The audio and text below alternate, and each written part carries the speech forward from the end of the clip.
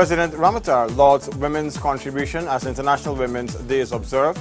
Head of State attends the 25th Intersessional CARICOM Heads of Government meeting in St. Vincent, and President unveils the Rose Hall Martyrs Monument.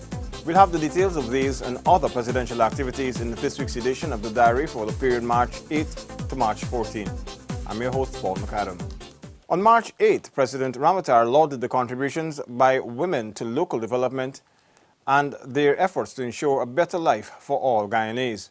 The president was at the time addressing a large audience of mostly women at the Women's Progressive Tea Organization to celebrate the International Women's Day observances. We have gone through many stages in our struggle and our history.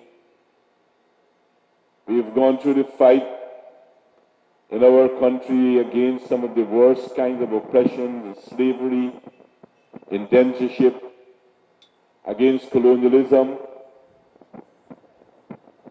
fighting after independence, fighting for democracy, the restoration of democracy, and in this point in time, in trying to construct a society where we have equality of men and women, but where we will have a more prosperous life.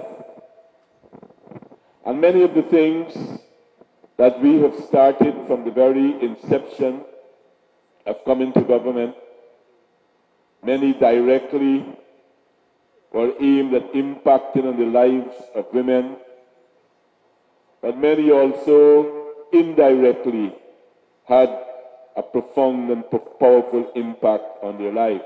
The event at Red House, Kingston, was held under the theme Inspiring Change.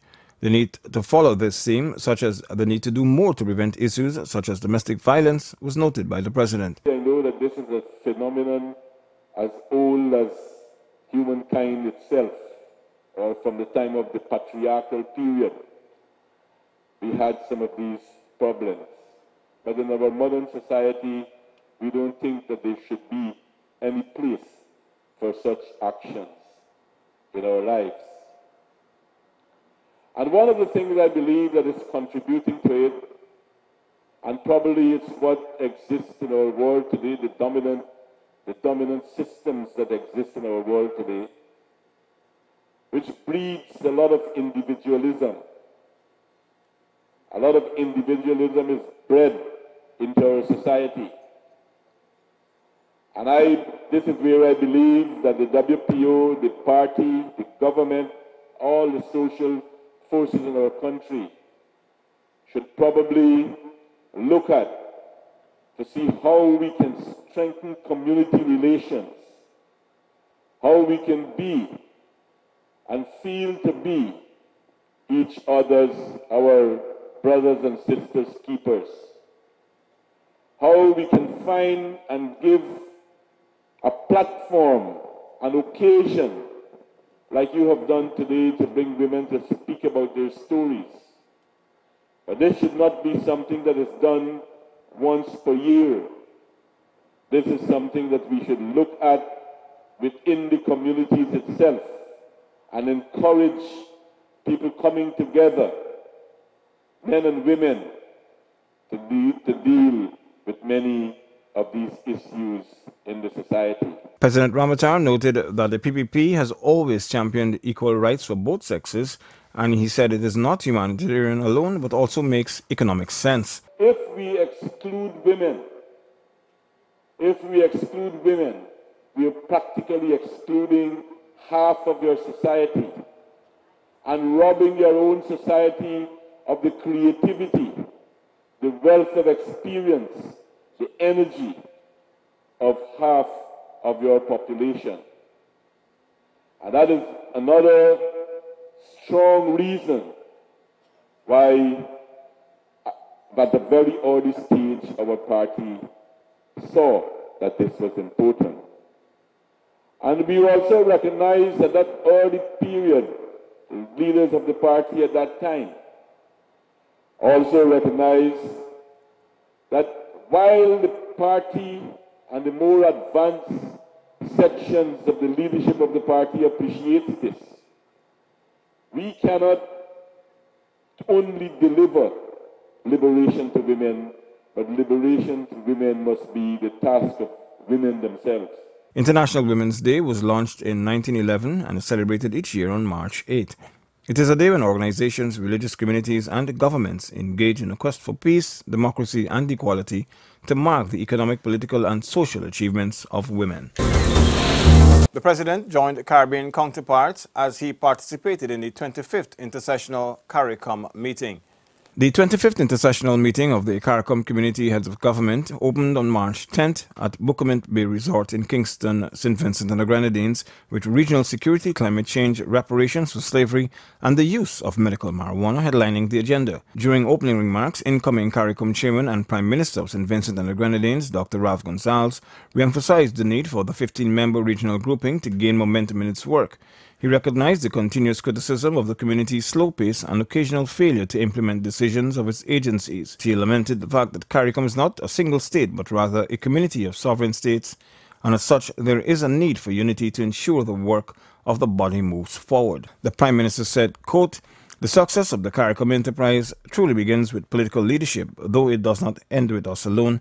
It is us, our national populations, and our national institutions." End of quote. President Donald Ramatara's presentation at the event focused on climate change and the need for the region to take urgent action. Guyana has been described as a leader in this area, and the low-carbon development strategy initiated by former President Dr. Barrett Jagdeo has been lauded as an example for the world to follow by the United Nations and several other organizations. The Guyanese delegation at the two-day meeting included Foreign Affairs Minister Caroline Rodriguez Burkett, Attorney General Anil Nandlal, Director General within the Ministry of Foreign Affairs, Ambassador Elizabeth Harper, and Head of the Climate Change Unit at the Office of the President, Sham Nakhtar. You're watching The Diary, where we have been recapping the highlights of the country's President's weekly activities. More after the break.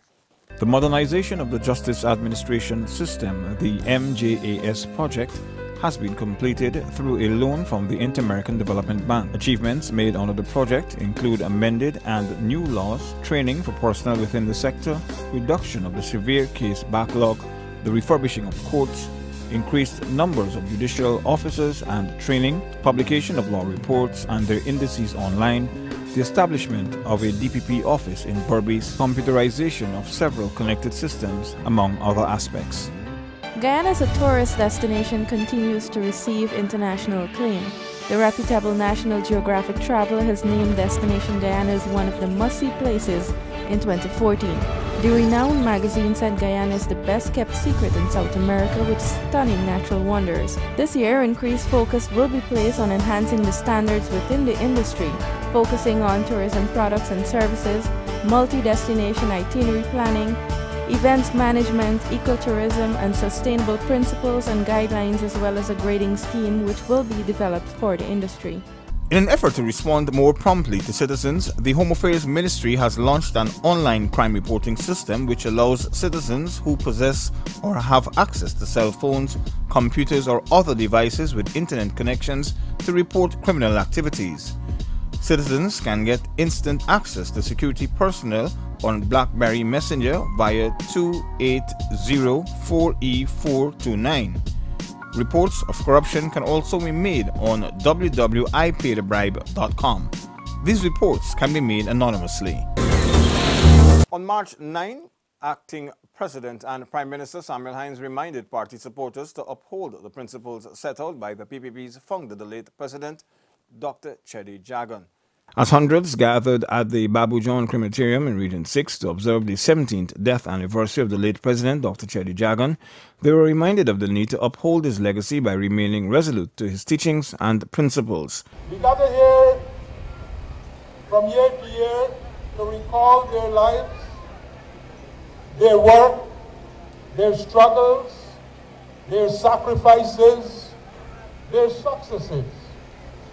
We gather here from year to year so that we may challenge ourselves and recommit ourselves to serve the Guyanese people and Guyana as they did.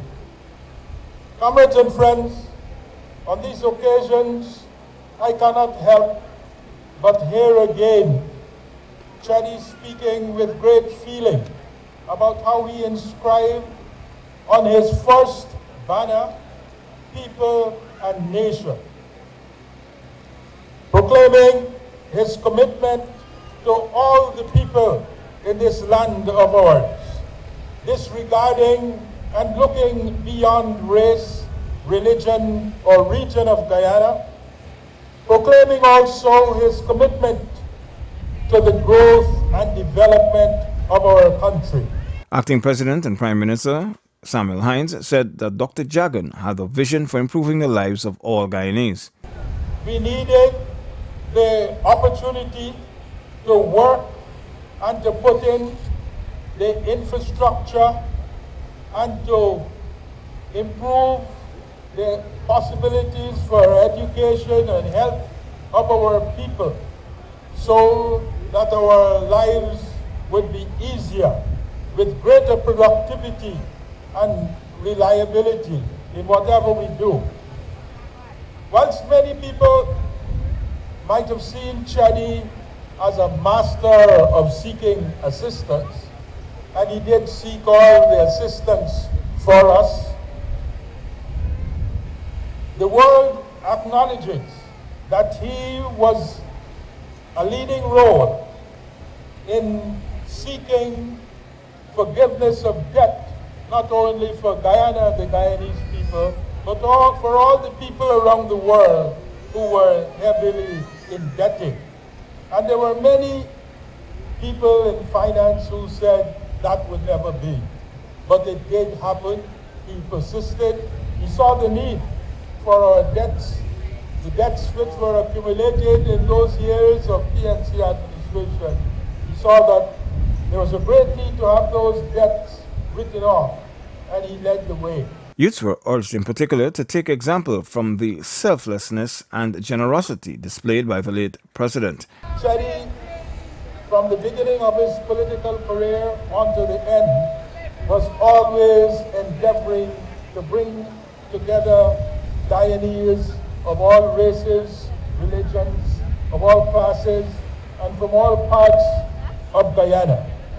He never tired of telling that it was a friend of his at Queen's College, Dumming, who encouraged him to go to study in the USA with him, to become a dentist. And when he returned and the Political Affairs Committee was formed, the founding members were Chadi, Janet, Jocelyn Hubbard, and Mr. Ashton Chase. And we can read the history and see that in the formation of the People's Progressive Party in 1950 and in the formation of the government after winning that election in 1953, Chadi ensured that there were persons from all parts of Guyana, that he always had a team that was representative of the people of Guyana. The Prime Minister called on those gathered to always do their best in whatever they did and to encourage others to join the PPPC as government continues its efforts to develop a better country for all Guyanese. The President is confident of a renewed focus by CARICOM to address regional climate change issues. An agreement was reached to establish a CARICOM Climate Change Task Force to provide guidance to the Caribbean climate change negotiators, relevant ministers and the region's political leaders. We got the important issue of trying to put the region to keep a focus on what has been happening, particularly after the December events that occurred in St. Vincent, St. Lucia and Dominica. And there are some very important conferences coming up, one in Samoa at the beginning of September, and then the UN General Assembly, which will be sponsored by Ban Ki-moon. But the main thing is to try to keep the region focused so that the region as a whole can have an influence on what is taking place internationally, and we can be able to make our case. And I think we have a very strong case, taking into consideration that we in the region have been the least as it comes to affecting climate change, but we are suffering the most from the effects of climate change. So I think that mission was accomplished as well, that we got the conference focused on it. We have presented a very good paper, and I think that it will be taken forward. The need was re-emphasized for there to be a globally binding agreement on climate change by President Ramotar. The center is recognized by the United Nations Framework Convention on Climate Change, the United Nations Environment Programme, and other international agencies as the focal point for climate change issues within the Caribbean. The CCCCC coordinates the Caribbean region's response to climate change. Officially opened in August of 2005, the center is the key area for information on climate change issues and the region's response to managing and adapting to climate change in the Caribbean, according to the website. On March 12th, President Donald Ramotar expressed government's optimism on CARICOM's move to help to find a solution to the University of Guyana's law students' Hugh Wooding Law School impasse. The move by regional heads to find consensus in moving to resolve the issue of accommodating Guyanese law students at the Hugh Wooding Law Faculty in Trinidad was welcomed by the President. The problem is a real problem. There is a huge intake of students, and it's a question of space capacity. So I thought that was good that we had this sympathetic hearing from CARICOM, and the chairman will write to ask that arrangement be made to facilitate these 25 students, while, as I said, work will be done to increase the size of the facilities that are available. The fate of Guyanese law students was recently put in limbo after the Hugh Wooding Law School indicated that it would be unable to accommodate additional students from the University of Guyana's law program. As part of an agreement between UWI and the University of Guyana, every year 25 automatic placements are offered by the Council for Legal Education to the university for entry into Hugh Wooding. The council, however, recently took the decision that UG's 2014 batch will not be guaranteed any place at the institution. The move by CARICOM to push for Guyana's parliament to pass the anti-money laundering legislation was welcomed by the President. The decision by CARICOM to request that Guyana's parliamentarians pass the anti-money laundering legislation signals the regional grouping's awareness of the wider implications of the failure to do so for the Caribbean. And that is why the meeting was so, they didn't see it as just a domestic issue. But while they recognize it's domestic, they also recognize the regional impact that it will have. And as a result, they are urging the Parliament to move ahead to pass a bill that is compliant with CFATF and FATF recommendations. So I think they have made the point. I just hope that it will fall on receptive ears in the opposition in Guyana, and that we can pass a CFATF compliant bill as early as possible to prevent the catastrophe that can affect our country and to prevent the impact on the innocent bystanders in the Caribbean. There has been tremendous public outcry over the opposition's proposals, with the private sector commission, religious groups, the National Competitive Council, labor unions and residents across the country calling on all political parties to pass the bill. More of the diary after this break. Guyana has achieved universal primary education. The focus is now on achieving universal secondary education by 2016. This has already been achieved in some regions, but more work has to be done in regions 1, 7, 8, and 9. There are plans to build and extend more schools with the intent that every single child of secondary age will be able to access a 5-year secondary education program in each region. Guyana is set to achieve the goal set by the United Nations Children's Fund UNICEF of universal birth registration by 2015. The General Register Office has launched an intensive campaign. It has decentralized its services to specifically cater to the needs of residents living in the interior location. Bedside registration is also done in several public hospitals. There are now 200 registration centers operating in 10 regions. Citizens are urged to ensure that all births are registered. Hundreds of stakeholders and citizens participated in a public consultation on the anti-money laundering legislation at the Guyana International Conference Center, where the popular sentiment was that the bill should be passed. Guyana is the only country in the Western Hemisphere that is yet to pass this important piece of legislation that will bring the country into compliance with the standards of the Caribbean Financial Action Task Force and its parent body, the Financial Action Task Force. This point was emphasized by the President as he delivered the feature address at the well-attended event. If we don't pass this legislation and Guyana is blacklisted and the consequences that can flow from this. They are worried about the impact that it can have on the region as a whole. The president recapped the history of the anti-money laundering legislation, which has its genesis in the international community.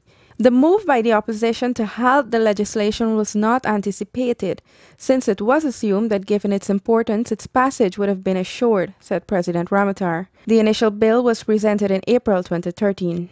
Despite the delays and excuses being made by the opposition, the president said that the government displayed its willingness to work during the parliamentary recess, and he even wrote to the National Assembly on the issue and moved to have the CFATF assessor Roger Hernandez visit Guyana at the request of the opposition to clarify issues that they had.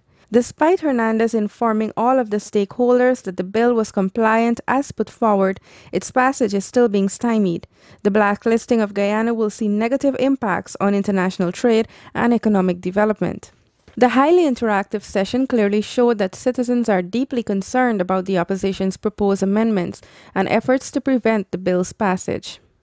So this is an issue where each and every one of us must make our voices heard, must raise our voices, and to demand that we pass this bill that CFATF has already agreed is compliant, that we take to the Parliament to the floor of the House, to take to the National Assembly, to the floor of the National Assembly, a bill that is CFATF compliant, and let us avoid any pitfalls that we can have ahead of us. Government remains fully committed to the sugar industry, says the head of state, as he formally unveils the Rose Hall Martyrs Memorial in Kanji Berbice. The unveiling of the Rose Hall Martyrs Memorial saw the head of state stressing the importance of the sugar industry to the nation's economic and social well-being. Stakeholders were urged to remember the sacrifices made by those who came before. And we should never forget that a lot of what we enjoy today, the foundations were laid by those who came before us. And the sugar industry, as you know, played a pivotal role in the life of this country. Indeed, some people have even said that the history of Guyana is largely the history of sugar. It has been responsible for the migration that took place very early and responsible for the vast majority of people who people our country today because they came here because of sugar. The sugar industry helped to lead the fight for freedom and independence, said the president. The fight against slavery were fundamentally done by slaves on the sugar estate. The fight against indentureship also occurred by workers, indentured workers on the estate itself. The fight for independence was also led largely by the sugar workers. And from this very industry, we produce the greatest liberator of the 20th century in Guyana, Comrade Chenny Jagan, who himself came from the bowels of the sugar industry. The fight for democracy, the return of democracy, and the fight for industrial democracy, all were led and all took place in various estates right across Guyana. Sugar's contribution to the economy was also stressed, and for a long time, he said, it led in terms of this regard. At the moment, the industry contributes some 3.9% of our GDP, and it earns last year $114 million foreign currency for our country, which was 8.3% of the total export earnings of Guyana. The industry also pays wages to workers, wages and salaries, totaling $19.9 billion last year. The industry employs some 16,000 workers, persons that benefit directly from being involved in production in the industry itself. And they have some 80,000 dependents, 80,000 persons would have been directly benefiting from this industry. The challenges posed by the failure of some investments in the sector, climate change, and the European Union price cuts were also noted by the President. Our commitment to the industry should not be questioned. Because if you look around the Caribbean, you will see that the Caribbean got out of sugar. They left sugar when the price fell in Europe. But from 2005 to now, we have put in, the government of Guyana has put in more than $40 billion into the industry to help it to overcome some of the issues that is plaguing the industry. That speaks well about the commitment that we have for this industry. Because I honestly feel that the industry's best days are still ahead of it. It still has a major contribution to make, and we are moving ahead with trying our best to transform the industry from being a producer of only raw sugar, but to try to improve the revenue stream of the industry itself. Calls by the political opposition to diversify the sugar sector into ethanol and aquaculture exclusively were dismissed. The political opposition were also slammed for their apparent efforts to stop the development of Guyana and the Guyanese, and the country must never return to the conditions of the past, stressed the President. That's all in this week's diary for the period March 8 to March 14, 2014. Before we go, these were some of the highlights. President Ramotara lauds women's contribution as International Women's Day is observed. Head of State attends 25th Intersessional CARICOM Heads of Government meeting in St. Vincent. And President unveils the Rose Hall Martyrs Monument. Do join us again for the next program when we will bring you more of the President's activities. I'm your host, Paul McAdam, thanking you for joining us. Do have a pleasant rest of the week.